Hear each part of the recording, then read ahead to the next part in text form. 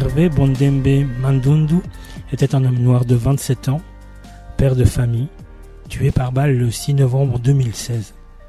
Originaire de la République démocratique du Congo, il est abattu par un policier à Bay, canton de Vaud en Suisse, lors d'une intervention de routine dans son immeuble. Hervé Mandundu exerçait le métier de peintre en bâtiment. À la suite de sa mort, un mouvement de lutte contre le racisme de la police s'organise dans le canton de Vaud, avec en Acmé, le 19 novembre 2016, une grande manifestation organisée à Lausanne derrière une banderole sur laquelle on lisait « À qui le tour ?» Aujourd'hui, le 6 novembre 2021, nous nous souvenons et nous ne pardonnons pas. Contre les violences policières, contre le profilage ethnique et racial, désarmons le bras armé de l'État. À l'initiative d'Outrage Collectif, collectif décolonial combatif, nous sommes toutes et tous invités à poster ce 6 novembre avec le hashtag Vérité pour Hervé sur les réseaux sociaux. Vérité pour toutes les victimes de violences policières, le combat n'est pas terminé. Quelles sont nos sources ? Les voici citées par leur nom, leur lien sera disponible au libellé de ce podcast. Akat Fiakat, Human Rights, Outrage Collectif, Stop Racial Profiling, Commission des droits de la personne et de la jeunesse de Québec, Voix d'exil, Wikipédia et bien entendu renversé.co. Le profilage racial est une action prise pour des raisons de sûreté, de sécurité ou de protection du public par une ou des personnes en situation d'autorité. Cette action vise une personne ou un groupe de personnes selon des facteurs d'appartenance réelle ou présumée, tels la race, la couleur, l'origine ethnique ou nationale ou la religion. L'action posée sans motif réel ou soupçon raisonnable expose la personne visée à un examen ou à un traitement différentiel. Comme le profilage politique et le profilage social, il se distingue du profilage criminel utilisé par la police pour résoudre un crime, notamment parce qu'il s'exerce a priori. Il s'agit donc d'une discrimination systémique chevillée au corps de l'État. Cette pratique est documentée en Europe par des enquêtes mandatées par les institutions européennes et des organismes de protection des droits de l'homme. La Commission européenne contre le racisme et l'intolérance définit le profilage racial comme, je cite, l'utilisation par la police, sans justification objective et raisonnable, de motifs tels que la race, la couleur, la langue, la religion, la nationalité ou l'origine nationale ou ethnique dans des activités de contrôle, de surveillance ou d'investigation. Fin de citation. Il peut notamment prendre la forme de contrôle au faciès.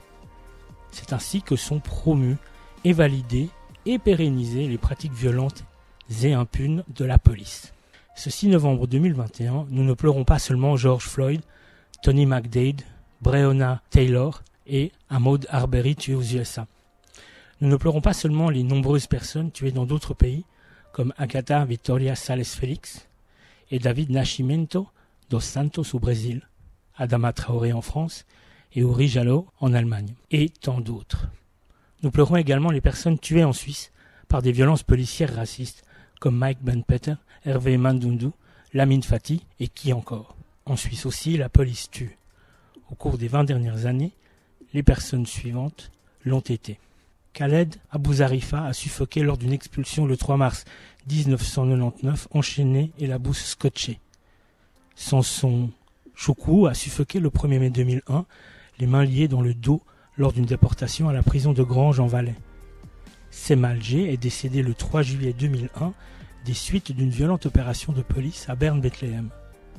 Hamid Bakiri s'est pendu dans une cellule du commissariat de Coire le 20 septembre 2001, jour de son expulsion prévue. Claudio M est décédé le 29 avril 2004 lors d'une interpellation par la police à Brutisellen dans le canton de Zurich.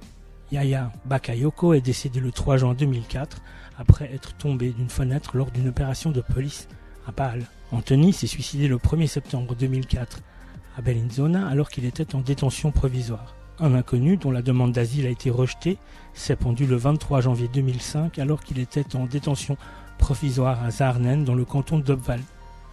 Ousmane Sow est mort de soif dans la nuit du 2 au 3 janvier 2007 lors de sa grève de la faim à la prison régionale de Saint-Gall d'Altstetten. Al-Hussein Douto Kora est décédé de difficultés respiratoires le 5 mars 2007 lors d'une expulsion de Suisse vers la Gambie. Marianne Souaré est décédée le 25 août 2007 dans une chute du 5e étage alors qu'elle fuyait la police à Genève. Abdi Daoud est décédé le 23 mars 2008 à l'hôpital universitaire de Zurich après plusieurs mois d'emprisonnement à la prison de l'aéroport de Zurich. Andy Bessman s'est noyé dans le Rhin balois le 30 mai 2008 alors qu'il fuyait la police. Joseph Ndukako Chiakwa est décédé le 17 mars 2010 à l'aéroport de Zurich lors de son expulsion, enchaîné au complet et avec une visière et un casque sur la tête. Une inconnue dont la demande d'asile a été rejetée est décédée à la prison de police de Zurich le 3 juin 2011. Medina Yassine Suleiman s'est suicidé le 18 mars 2012 en raison de la menace d'expulsion à l'hôpital Lindt dans le canton de Saint-Gall. Oleg N. s'est suicidé à la prison de l'aéroport de Zurich dans la nuit du 11 au 12 novembre 2012. Ilan O est décédé le 4 janvier 2013 à la prison de police de Zurich. Hervé Mandundu a été tué à Bay le 6 novembre 2016 par plusieurs coups de feu tirés par un policier.